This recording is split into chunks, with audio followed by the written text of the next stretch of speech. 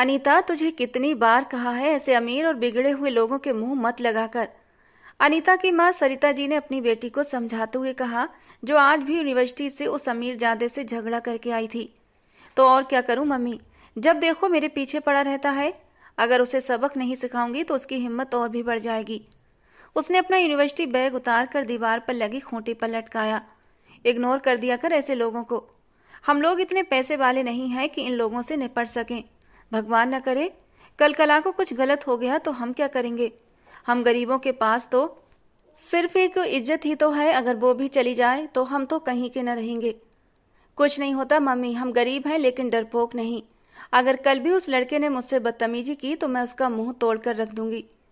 अनीता के इरादे बहुत खतरनाक थे, जबकि प्रीत, जो आजकल 12th के एग्जाम देने के बाद फ्री बैठी थी, बहन के ये तेवर देखकर पता नहीं क्यों अंदर से डर के मारे कांप उठी थी। उसे कुछ अनहोनी का एहसास हुआ था। और जब रात को दोनों बहनें सोने के लिए लेटी तो प्रीत ने डरते डरते पूछा था, दीदी क्या वो लड़का आपको बहुत तंग करता है।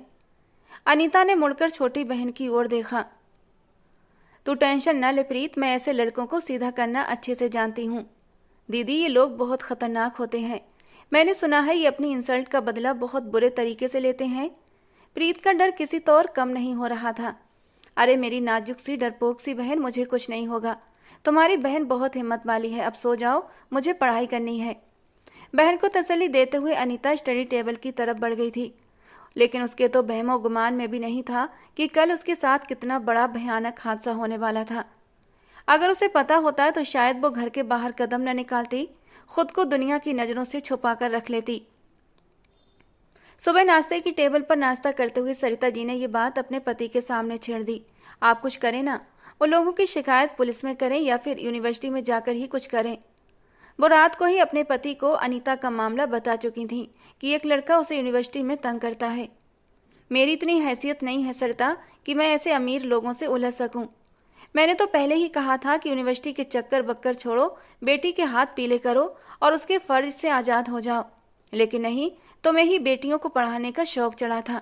अब देखो हो गया ना ये मामला। अब मैं क्या करूं, मेरी तो अब भी यही सलाह है, ये पढ़ाई छोड़कर अपने घर की हो जाओ।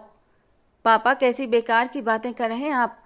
अब मैं बिगड़े हुए लोगों से डरकर अपनी पढ़ाई छोड़ दूं, ये नामुमकिन है। मैं पढ़ लिख कर कुछ बनना चाहती हूँ, प्रीत के लिए कुछ करना चाहती हूँ, उसे उसके कदमों पर खड़ा करना चाहती हूँ। उसने प्यार से छोटी बहन के सर पर हाथ रखा था। अच्छा आप लोग परेशान मत हो, मैं प्रिंसिपल से जाकर बात कर लूंगी। माँ बाप को तसल्ली देती हुई अनीता घर से निकल चुकी थी, ये जाने बगैर कि अब इस घर में कभी लौटकर वापस नहीं आ पाएगी। किशोर राठौर अनीता के लगाए गए थप्पड़ को किसी भी तौर भुला नहीं पा रहा था। उसने अपने मन में बहुत खतरनाक प्लान बनाया था। अनीता घर से निकलकर यूनिवर्सिटी भी नहीं पहुंच पाई थी कि रास्ते से ही किशोर राठौर ने उसे अपनी गाड़ी में बिठा लिया और गाड़ी हवा से बातें करती हुई वहां से फरार हो गई। वो सीधा उसे लेकर अपने फार्म हाउस पर आया था। ये रात अनीता के लिए काली भयानक रात साबित हुई थी।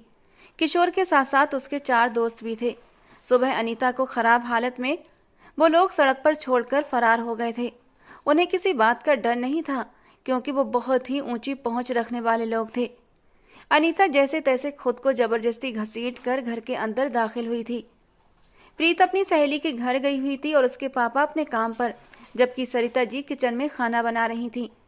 वो चुपचाप अपने कदमों को घसीटती हुई कमरे में चली गई और फिर चुपचाप इस बेदर्द दुनिया से मुंह मोड़ लिया।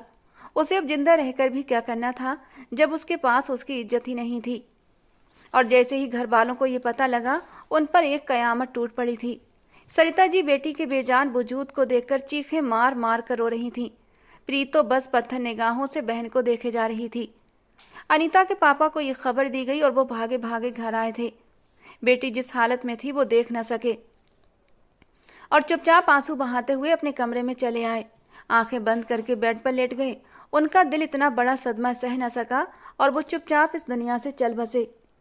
एक ही घर से 2 मौतें हुई थीं, ये मंजर देखने वालों की आंखें नम कर गया था।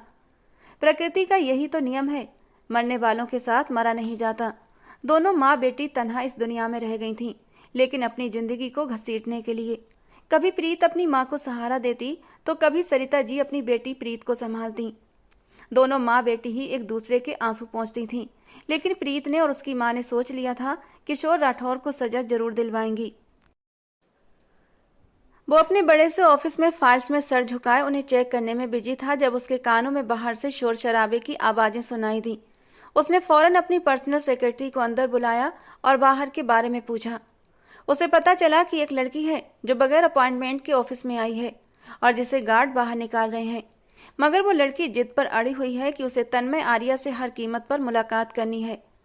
तन्मय आर्या कुछ देर सोचता रहा, फिर अपनी सेक्रेटरी को कहा कि उस लड़की को अंदर भेजो। जब वो लड़की अंदर दाखिल हुई तो तन्मय आर्या उसे देखता ही रह गया था। 17-18 साल की कमसिन लड़की, चेहरे पर मासूमियत, बड़ी बड़ी सुनहरी आंखें जिनमें तैरता पानी साफ नजर आ रहा था। तन्मय आर्या तो था ही हुस्न परस्त, कैसे उसकी मासूमियत भरे हुस्न से नजरें हटाता। वो इस वक्त डार्क ब्लू सिंपल से सूट में थी, वाइट दुपट्टा उसके कंधों पर पड़ा हुआ था। शायद वो लड़की रोती रही थी, उसकी सुनहरी आंखें रोने की वजह से गुलाबी हो रही थीं। बेचैनी से उसने अपने नाजुक गुलाबी होठों को कुचल कुचल कर और भी लाल कर लिया था। उसकी नजर उस लड़की के मासूम और खूबसूरत चेहरे पर जम सी गई थी। अचानक उस लड़की ने अपने गले से एक पतली सी सोने की चैन उतार कर टेबल पर रख दी और आंखों में आंसू भरकर तन्मय आर्या के सामने हाथ जोड़कर खड़ी हो गई। सर, भगवान के लिए मेरी मदद कर दें, मैं बहुत गरीब हूँ। मेरी दीदी के साथ बहुत जुल्म हुआ है, उन्हें इंसाफ दिला दें। मैं आपकी फीस के नाम पर बस आपको ये सोने की चैन दे सकती हूँ। ये मेरी माँ की आखिरी निशानी है। उसकी सुनहरी आंखों से टप टप आंसू गिर रहे थे, खूबसूरत होंठ कांप रहे थे। तन्मय आर्या ट्रांस की सी हालत से बाहर आया और उसे नरमी से कुर्सी पर बैठने का इशारा किया। बताओ तुम्हारी प्रॉब्लम क्या है? उसने बहुत ही नरम अंदाज में उससे पूछा था और धीरे धीरे वो उसे अपने सारी प्रॉब्लम बताने लगी। और प्रीत की कहानी सुनकर तन्मय आर्या ने गहरी सांस ली थी। प्रीत और उसकी बेसहारा बीमार माँ, जिन पर गम के पहाड़ टूट पड़े थे, उनके घर की बर्बादी के जिम्मेदार आजाद घूम रहे थे। वो अपनी बहन को इंसाफ दिलाना चाहती थी। तन्मय आर्या का नाम उसने सुन रखा था, जो इस शहर का सबसे मशहूर और महंगा वकील था, जिसकी फीस वो लोग अफोर्ड नहीं कर सकते थे। मगर वो एक उम्मीद पर चली आई थी, ये सोचकर कि शायद वो वकील उस पर तरस खाकर उसका केस लड़ने को तैयार हो जाए। आते वक्त उसकी माँ ने अपने सोने की चैन उसे दे दी थी कि अगर वो बिना फीस के केस लेने से मना कर दे तो एडवांस के तौर पर ये चैन उस वकील को दे देना, जिसकी कीमत सिर्फ और सिर्फ 25,000 रुपये थी। अपनी पूरी कहानी सुनाने के बाद वो उसके सामने हाथ जोड़कर विनती करने लगी थी। सर, मेरी बहन को इंसाफ दिला दें, बदले में मैं आपके घर की नौकरानी तक बनकर हमेशा के लिए काम करने के लिए तैयार हूँ। मैं आपकी फीस का एक एक पैसा चुका दूंगी। तन्मय आर्या कुछ पल सोचता रहा, फिर एक गहरी मुस्कुराहट उसके लबों पर आई थी। एक नया ख्याल उसके दिमाग में आया। वो बहुत ही खामोशी के साथ अपनी कुर्सी से उठा और उसके सामने जाकर खड़ा हो गया। उसकी सुनहरी आंखों में आंखें डालकर बोला, मैं तुम्हारी बहन का केस फ्री में लड़ने को तैयार हूँ और तुम्हारी बहन को इंसाफ भी दिलाऊंगा, लेकिन एक शर्त पर, अगर तुम 1 महीने के लिए मुझसे शादी करके मेरे साथ रहोगी तब। प्रीत का रंग सफेद पड़ा था। उसका मतलब वो अच्छी तरह समझ गई थी। वो इंसान बदले में उसका वजूद चाहता था। 1 महीने तक उसका इस्तेमाल करके जब उसका मन भर जाता उसे छोड़ देता। एक गहरी दुख भरी सांस लेकर उसने हाँ कर दी। उसे पता था आज की दुनिया में कोई भी बिना मतलब के किसी का काम नहीं करता। फिर कम से कम उस वकील के अंदर इतनी तो इंसानियत थी कि वो उसके साथ शादी के बाद ही उसे हासिल करना चाहता था। बिना शादी के उसने उसे अपने करीब आने की शर्त नहीं रखी थी। बढ़ना चाहता तो वो उसे 1-2 दिन के लिए ऐसे ही बिना शादी के भी इस्तेमाल करने की शर्त रख सकता था। और यहीं पर प्रीत के दिल में थोड़ा सा सुकून था कि वो भले 1 महीने के लिए ही सही, लेकिन कम से कम उसकी पत्नी तो बनकर रहेगी। उसके दिल को कोई मलाल नहीं होगा कि उसने एक नाजायज रिश्ता जोड़ा था। उसने गहरी सांस लेते हुए हाँ कर दी। हालांकि हाँ कहते हुए उसकी आंखों से 2 आंसू टूटकर उसके गालों पर आए थे, जिन्हें उसने जल्दी से अपने दुपट्टे के कोने से रगड़कर साफ कर लिया था। अब जबकि फैसला कर ही लिया था तो फिर रोने का क्या फायदा था। तन्मय आर्या ने उसका एड्रेस अपनी डायरी पर नोट कर लिया और कहा कि वो कल उसके घर आएगा और कल ही वो शादी करके उसे अपने साथ ले जाएगा। ये कहते हुए उसने अपना कार्ड भी प्रीत की तरफ बढ़ा दिया था, जिसे उसने अपनी मुट्ठी में दबोच लिया। उसके दिल पर एक भारी बोझ आ पड़ा था। वो अपनी बहन को इंसाफ दिलाने के लिए ये कौन सा फैसला ले चुकी थी। उसकी बहन की इज्जत खराब हुई थी, अपनी बहन को इज्जत दिलाने, उसे इंसाफ दिलाने के लिए वो ये केस लड़ना चाहती थी, लेकिन यहाँ पर तो वो खुद ही अपनी इज्जत दांव पर लगा चुकी थी। क्या ये फैसला सही था? कहीं वो कोई बड़ी गलती तो नहीं करने जा रही थी? उसके दिलो दिमाग में एक जंग सी छिड़ी हुई थी, लेकिन उसने सोच लिया था कि मैं उन दरिंदों को यूं आजाद नहीं घूमने दूंगी जिन्होंने जबरदस्ती मेरी बहन के साथ जुल्म किया था। मैं तन्मय आर्या की तलाकशुदा पत्नी बनकर चाहे पूरी जिंदगी बैठी रहूं, लेकिन उन दरिंदों को सजा जरूर दिलवाऊंगी। यही सोचकर उसके दिल में सुकून की लहर दौड़ गई थी। घर आकर उसने अपनी माँ को सारी बात बता दी कि मम्मी, शायद हमारा भगवान हम पर कृपा किए हुए है, क्योंकि वो वकील हमारा केस लड़ने के लिए मान गया है। उसने नजरें चुराते हुए अपनी माँ को ये बात बताई थी। हालांकि शादी वाली बात उसने अभी अपनी माँ से छिपा ली थी। उसके अंदर हिम्मत ही नहीं थी। वो कैसे अपनी माँ को बताती कि वो कितना बड़ा सौदा करके आई थी, जबकि उसकी माँ की आंखों में आंसू चमकने लगे थे। उन्होंने बेटी को सीने से लगा लिया। मुझे उम्मीद थी प्रीत, हमें इंसाफ जरूर मिलेगा। लेकिन प्रीत, ये सब कुछ हुआ कैसे? वो तो बहुत बड़ा वकील है, लाखों में उसकी फीस होती है। फिर भला वो बिना फीस के लड़ने को कैसे मान गया? तुम जरूर मुझसे कुछ छुपा रही हो ना? मेरी आंखों में देखो। और वो अपनी माँ से झूठ न बोल सकी। उसने गहरी सांस लेते हुए कहा, हाँ माँ, उसने एक बहुत बड़ी शर्त मेरे सामने रखी है, और वो ये कि वो मुझसे शादी करना चाहता है। उसके बाद ही वो ये केस लड़ेगा। आखिर में वो अपनी माँ से 1 महीने वाली बात छुपा ही गई थी। सारा सच बताकर वो इस वकील को हाथ से जाने नहीं देना चाहती थी, क्योंकि अगर उसकी माँ को 1 महीने की शादी की बात पता चल जाती तो वो हरगिज भी शादी की इजाजत न देती। मम्मी, वो वकील कहता है कि अगर मैं उससे शादी कर लूं तभी वो ये केस फ्री में लड़ेगा, वरना नहीं। उसकी माँ ये बात सुनकर परेशान हो गई थी, मगर प्रीत ने माँ को समझा बुझाकर राजी कर लिया था। मम्मी, इसमें परेशान होने की कौन सी बात है? इतना बड़ा वकील है, और अगर वो मुझसे शादी कर रहा है तो ये तो बहुत अच्छी बात है। लेकिन प्रीत, ये क्या तरीका है? ये तो एक सौदा कर रहा है, और रिश्तेदारियां सौदेबाजी से नहीं होती। मेरा दिल अंदर से डर रहा है। वो इतना बड़ा वकील है, इतना पैसे वाला, उसके चर्चे तो दूर दूर तक फैले हैं। फिर भला वो हम जैसे गरीब लोगों में रिश्ता क्यों जोड़ेगा? ना मेरी बच्ची, तू ये कदम मत उठा। तू उसे मना कर दे। हम कोई और वकील कर लेंगे। मैं तेरी जिंदगी दांव पर नहीं लगा सकती। और फिर अभी तेरी उम्र ही क्या है? 18 साल की होने में भी अभी पूरे 2 महीने बाकी हैं। मैं तुझे अभी उस अमीर जादे से शादी करने की इजाजत नहीं दे सकती। हाँ, अगर ये रिश्ता नॉर्मल तरीके से आता तो मैं कुछ सोच सकती थी, लेकिन इन हालात में हरगिज नहीं। जब उसने सौदेबाजी में ही शादी करने का फैसला किया है, जबकि प्रीत ने जैसे तैसे अपनी माँ को समझाकर राजी किया था कि मम्मी, इसके अलावा हमारे पास कोई दूसरा चारा नहीं। हमने अनीता दीदी को इंसाफ दिलाना है, और उसके लिए अगर मुझे अपनी कुर्बानी देनी पड़े तो मैं पीछे नहीं हटूंगी। उसकी माँ मजबूरी में गहरा सांस लेकर रह गई थी, लेकिन उनका दिल अंदर से परेशान था। और फिर उसी रात उसने तन्मय आर्या को भी फोन किया था कि प्लीज ये 1 महीने वाली बात मेरी माँ को मत बताना। कोई बात नहीं, आप 1 महीने के बाद मुझे छोड़ देना, मैं कुछ नहीं कहूंगी। उस वक्त मैं अपनी माँ को किसी न किसी तरह समझाकर राजी कर लूंगी, कोई ना कोई बहाना बना दूंगी। तन्मय आर्या को भला क्या एतराज हो सकता था? वो दूसरे ही दिन आ गया। उसकी माँ से बात करने के बाद दोनों को अपने साथ एक मंदिर में ले गया। वहां पर शादी का इंतजाम पहले से हो रखा था। उसने प्रीत की माँ से कहा कि इस केस को जीतने तक वो इस शादी को खुफिया रखना चाहता है। ताकि विक्टिम की फैमिली के साथ उसके इस तरह के करीबी रिश्ते को मुद्दा बनाकर कोई मसला खड़ा न कर दिया जाए, जो इस केस को किसी भी तरह कमजोर करने की वजह बने। ये कहकर उसने प्रीत की माँ को खामोश कर दिया था। लेकिन प्रीत एकदम खामोश थी, क्योंकि वो असल वजह जानती थी। ये इंसान उसके वजूद का तलबगार था, उससे अपनी प्यास शांत करना चाहता था, और इसीलिए शादी को खुफिया रखना चाहता था। जब तक तन्मय आर्या उसकी बहन को इंसाफ न दिला देता, तब तक वो उसे अपनी परछाई भी नहीं पाने देगी। उसने मन ही मन एक बड़ा फैसला कर लिया था। शादी के बाद वो उन दोनों को लेकर अपने फ्लैट पर आया था। उसकी माँ साधना जी उसके रोकने के बावजूद थोड़ी देर के बाद अपने घर चली गई थी। उसकी उदासी देखकर तन्मय आर्या ने कहा, देखो प्रीत, परेशान न हो, कल जाकर मैं तुम्हारी माँ को यहीं ले आऊंगा। उन्हें समझाऊंगा कि जब तक ये केस हैंडल न हो जाए वो हम लोगों के साथ ही रहें, क्योंकि उनकी सेफ्टी के लिए तुम्हारी माँ का हमारे पास होना सही रहेगा। प्रीत की टेंशन कुछ कुछ कम होने लगी थी। उसने एक नज़र उठाकर पूरे फ्लैट पर डाली। फ्लैट बहुत बड़ा और बहुत खूबसूरत था। आराम की हर चीज इस फ्लैट में मौजूद थी। काम करने के लिए एक नौकरानी भी मौजूद थी। पिंक फ्रॉक में हल्की सी ज्वेलरी और खूबसूरत लाइट मेकअप में वो बहुत प्यारी लग रही थी।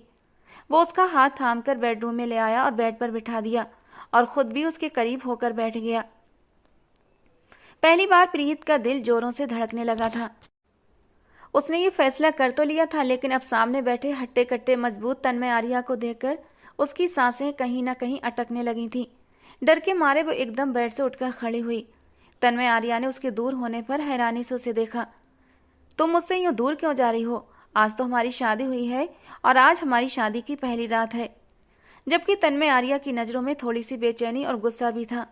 प्रीत तो पहले ही प्लान कर चुकी थी, वो तन्मय को अपने करीब नहीं आने देगी जब तक कि उसकी बहन को इंसाफ न मिल जाए। उसने खुद को मजबूत करने की कोशिश की और थूक निगलते हुए बोली, जब तक मेरी दीदी को इंसाफ नहीं मिलेगा तब तक आप मेरे करीब नहीं आ सकते। ये सुनकर तन्मय आर्या को एक जोरदार झटका लगा था। वो तो कल से बेचैन था इस लड़की को हासिल करने के लिए, उसके नरम वजूद में डूब जाने के लिए, और अब वो उससे दूर जा रही थी, करीब आने की एक बहुत बड़ी शर्त भी रखती थी। उसे एक जोरदार झटका लगा था। वो एक तंजी अंदाज में बोला, तुम पागल हो गई हो क्या?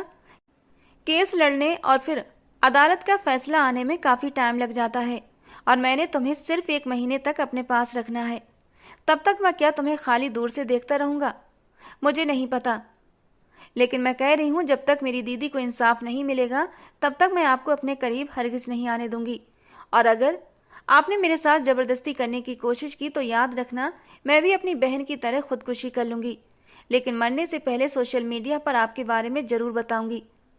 उसकी धमकी ने तन्मय आर्या को हैरान कर दिया। वो तो इस लड़की को बहुत मासूम समझ रहा था, मगर वो तो इस तरह बात कर रही थी जैसे कोई बहुत ही मैच्योर टाइप की चालाक औरत हो। उसका मजबूत अंदाज बता रहा था वो जो कह रही थी उस पर कर गुजरेगी। तन्मय आर्या की आंखों में गुस्सा नजर आने लगा था। तुमने ये शर्त शादी से पहले क्यों नहीं बताई थी? वो उसके सामने आकर उसे कंधों से पकड़कर गुस्से से बोला। ये छोटी सी लड़की तो एक तूफान निकली थी जो उसे अपने हुस्न से घायल करके अब तड़पाना चाहती थी। अगर पहले कह देती तो आप मुझे इनकार करके अपने ऑफिस से निकाल देते और फिर मैं किसके पास जाती? मुझे आपके पास उम्मीद की एक किरण नजर आई थी, फिर भला मैं इनकार क्यों करती? वो मासूमियत से बोली थी। तुम्हें क्या लगता है मैं तुम्हारी बात मान लूंगा? मैं कोई मामूली वकील नहीं हूं जिस पर तुम भरोसा करो। प्रीत की शर्त सुनकर तन्मय आर्या को बहुत गुस्सा आया था।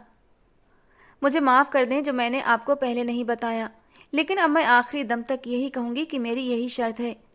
अगर आपको मंजूर नहीं है तो मैं चली जाती हूँ। उसके शब्दों पर तन्मय आर्या का गुस्सा 7वें आसमान पर पहुंच चुका था। उसका दिमाग भग से उड़ गया। तुम्हारा दिमाग तो खराब नहीं है लड़की? शादी हुई है हमारी, कोई मजाक या मामूली बात नहीं होती। शादी जैसा बंधन बहुत पवित्र होता है।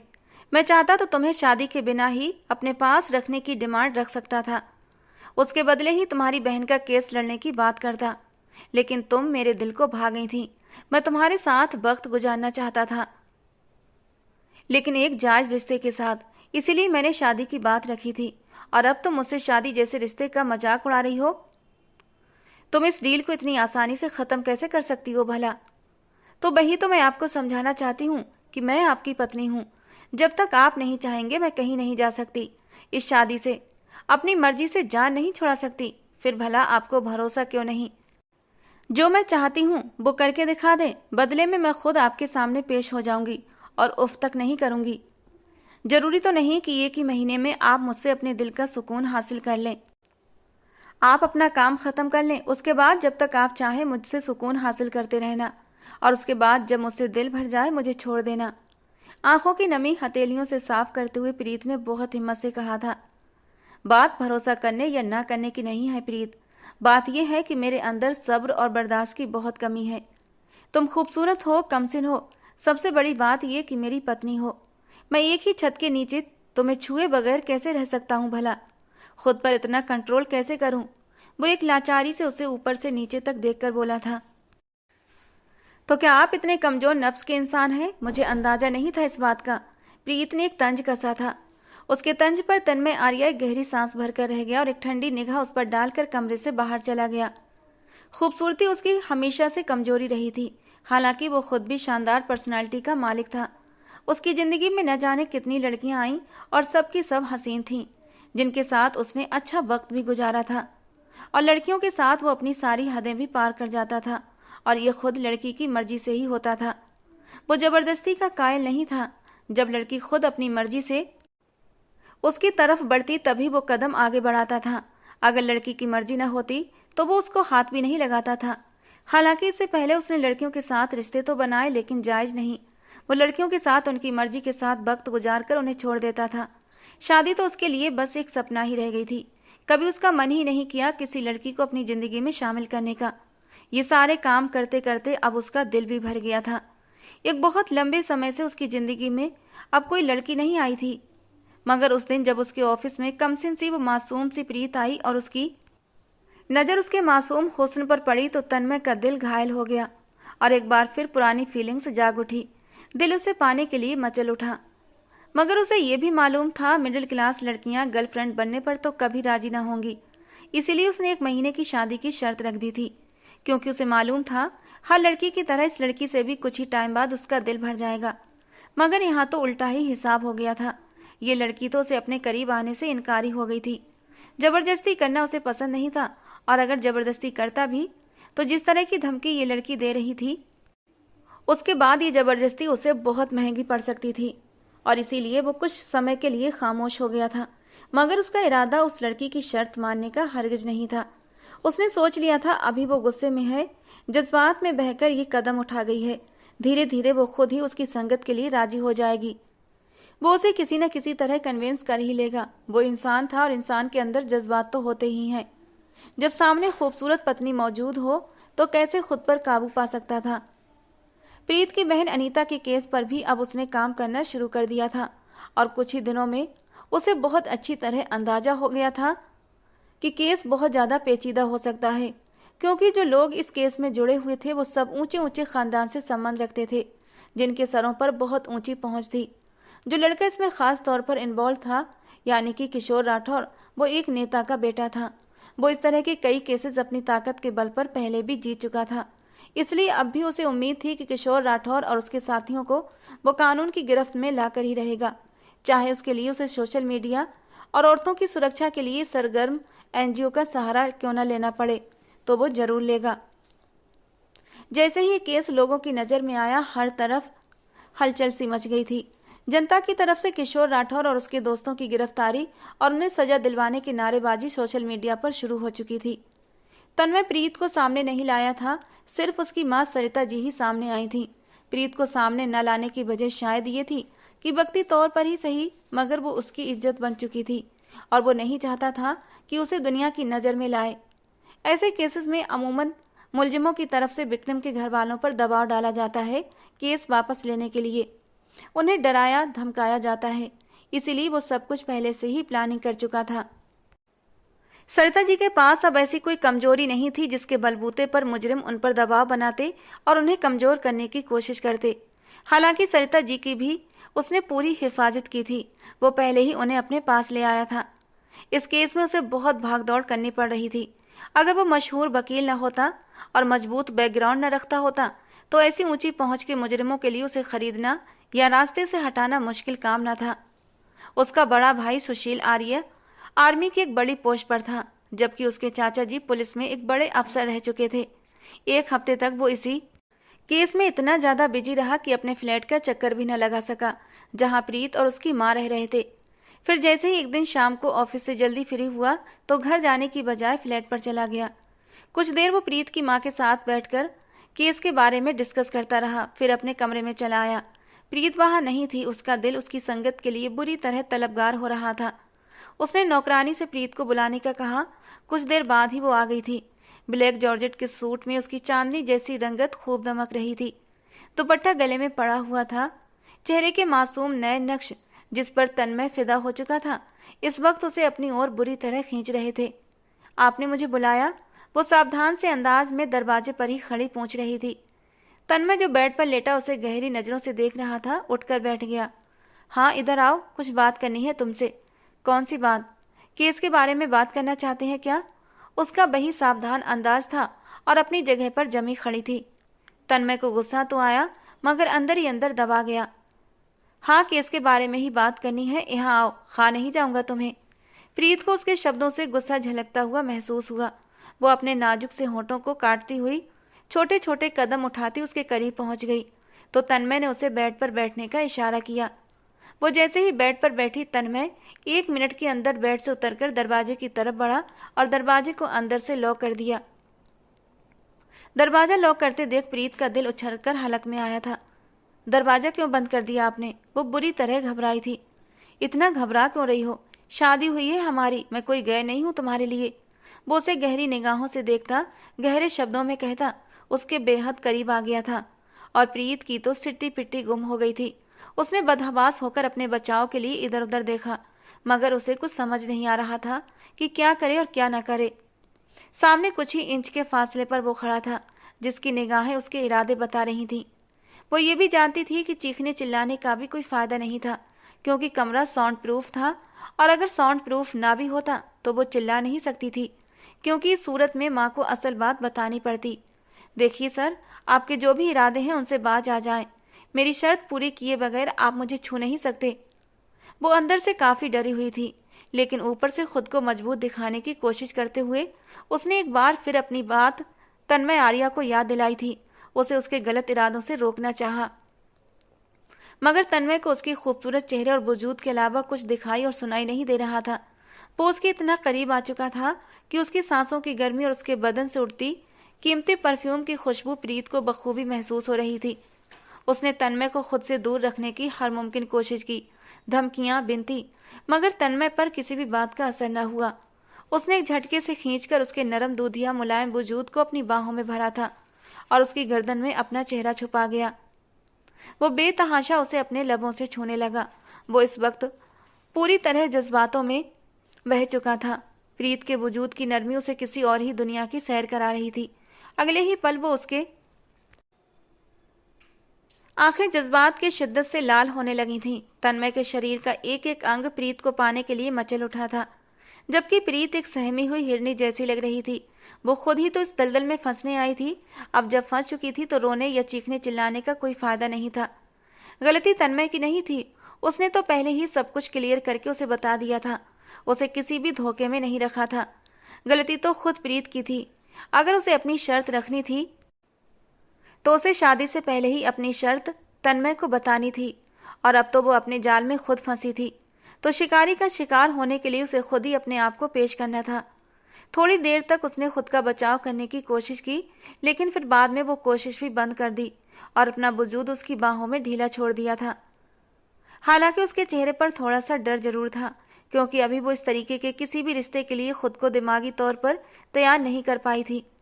उसने तो कभी इस रिश्ते की नाजुकता के बारे में सोचा ही नहीं था। उसके चेहरे पर फैला डर और उसके वजूद के कंपन को महसूस करके एक पल के लिए तन्मय चौंका जरूर था। फिर उसके लबों पर एक हल्की सी मुस्कान आई थी। वो उसके गालों को अपनी उंगलियों से छूते हुए बहुत ही मदहोश अंदाज में बोला था, मुझे पता है तुम इस वक्त डर रही हो, लेकिन तुम्हें डरने की बिल्कुल भी जरूरत नहीं है। तुम मुझे बहुत पसंद हो। तुम्हें मैं एक बार नहीं बार बार पाना चाहता हूँ, और नाजुक फूलों की खुशबू को महसूस किया जाता है, उन्हें मसल कर फेंक नहीं दिया जाता। सारा डर अपने दिलो दिमाग से निकाल दो। मैं इन खूबसूरत पलों में तुम्हारा साथ चाहता हूँ। आई होप तुम्हें भी मेरी संगत में सुकून मिलेगा। ये कहते कहते उसने एक झटके से उसे अपनी बाहों में समेट लिया था। लाइट बंद करता हुआ वो उसे बेड पर लेकर आया था। उसके गले में पड़े दुपट्टे को उतार कर उसने साइड पर रख दिया था और पूरी तरह उसके ऊपर आते हुए उसकी नरमाहट को महसूस करने लगा, और उसकी किसी भी ना को खातिर में न लाते हुए बस उस पर हावी होता चला गया। और प्रीत को खुद के बचाने की हर कोशिश बेकार हो गई। सुबह जब तन्मय की आंख खुली और उसका नशा उतरा तो उसे रोते देखकर वो शर्मिंदा हो गया था। वो उससे माफी मांगना चाहता था, मगर प्रीत उसका हाथ झटक कर कमरे से बाहर चली गई थी। तन्मय ने खुद को तसल्ली दी कि उसे शर्मिंदा होने की क्या जरूरत है। उसने कुछ गलत तो नहीं किया है ना। आखिर को वो उसकी पत्नी थी। उस रात के 3 दिन तक दोबारा वहां नहीं गया था। हाँ, नौकरानी से फोन पर उसकी खैर खबर लेता रहता। 2 दिन बाद केस की पहली पेशी थी, जिसमें प्रीत की मां का अदालत में पेश होना जरूरी था। वो खुद उनको लेने गया था। प्रीत से केस के संबंधित कुछ सवाल जवाब भी किए, मगर उसका अंदाज उखड़ा उखड़ा था, जिसकी वजह तन्मय को अच्छे से मालूम थी। पहली पेशी के बाद प्रीत की मां सरिता जी दोबारा अदालत न जा सकीं। एक रात वो सोईं तो सुबह मुर्दा हालत में पाई गईं। प्रीत का तो रो रो कर बुरा हाल था। तन्मय ने उसे संभालने की हर मुमकिन कोशिश की, लेकिन वो नाकाम रहा। माँ की मौत ने उसे तोड़कर रख दिया था। वो तन्मय से कहती, मैं इसी उम्मीद पर जी रही हूँ कि मेरी बहन के मुजरिमों को आप सजा दिलवाएंगे और मैं अपनी आंखों से देखूंगी और तभी मुझे सुकून मिलेगा। जवाब में बॉबी बड़े यकीन से कहता, ऐसा ही होगा, मैं ये केस जीत कर दिखाऊंगा। मगर तन्मय का दावा पहली बार नाकाम साबित हुआ और वो केस हार गया। हालांकि उसे 100% उम्मीद थी कि वो जीत जाएगा। उसने तो मुलजिमों के खिलाफ तमाम सबूत भी हासिल कर लिए थे, मगर मुलजिमों ने रातों रात जज को खरीदकर फैसला अपने हक में करवा लिया। तन्मय आर्या को एक गहरा धक्का लगा था। प्रीत का रिएक्शन बहुत खतरनाक था। वो उसका गिरेबान पकड़कर जोर से चिल्लाई थी, तन्मय आर्या, तुमने मुझे धोखा दिया है।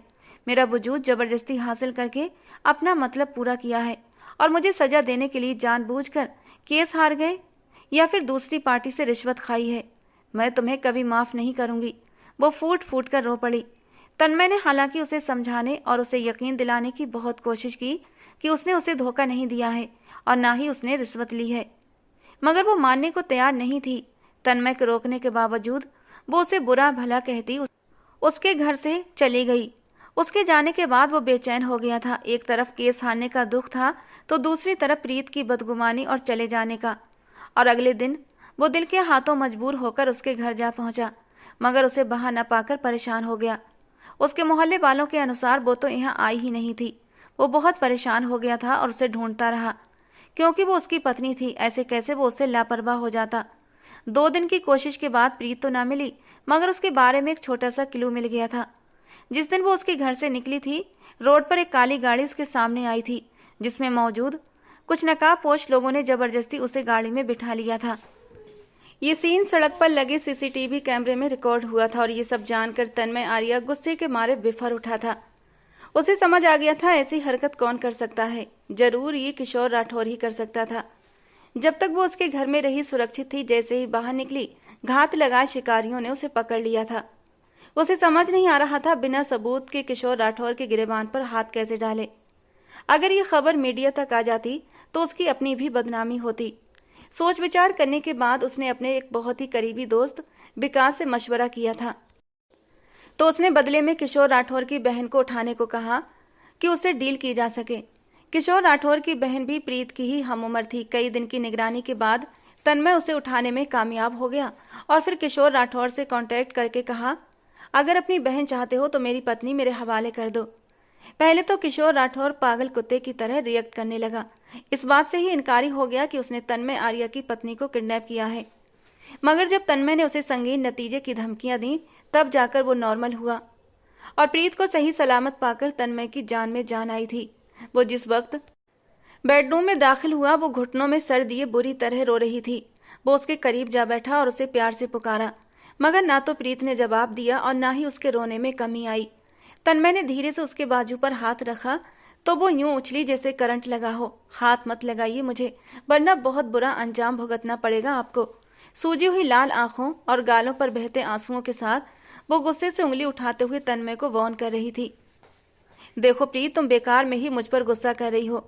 मैंने हर मुमकिन कोशिश की थी, मगर मुजरिम बहुत ही चालाक थे। उन्होंने बहुत ही सफाई से केस अपने हक में ले लिया था। तन्मय ने सफाई देनी चाहिए, मगर प्रीत बेहद गुस्से से उसकी बात काट कर बोली, सफाई देने की जरूरत नहीं। जो इंसान आज तक कोई केस नहीं हारा, वो मेरा केस कैसे हार गया? सिर्फ इसलिए ना कि मैं भारी फीस न दे सकी और मुजरिमों ने जेब गर्म कर दी आपकी, और आप जानबूझकर ये केस हार गए। Just shut up. उसके फिर से रिश्वत के इल्जाम पर तन्मय के तन बदन में आग लगी थी और अचानक ही उसका हाथ उठा और प्रीत के नाजुक गाल पर जा पड़ा। वो गाल पर हाथ रखे हैरान सी उसे देखे गई। अगले ही पल वो चेहरे पर दोनों हाथ रखकर जोर जोर से रोने लगी। तन्मय गहरी सांस लेता हुआ अपने गुस्से को कंट्रोल करने लगा। कुछ देर बाद उसका गुस्सा ठंडा हुआ तो प्रीत को रोता देखकर उसे शर्मिंदगी ने घेर लिया। सॉरी यार, बट तुम्हें गलत फहमी हुई है, ऐसा कुछ भी नहीं था।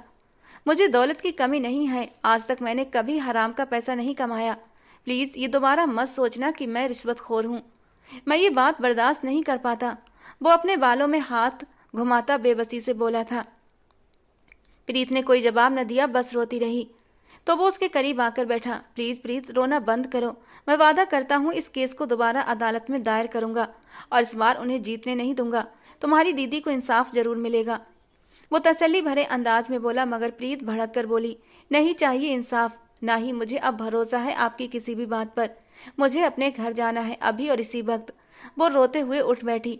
तन्मय परेशान हो गया। अब तुम इस घर से नहीं जाओगी प्रीत, क्योंकि बाहर तुम सुरक्षित नहीं हो। देख लिया ना तुमने।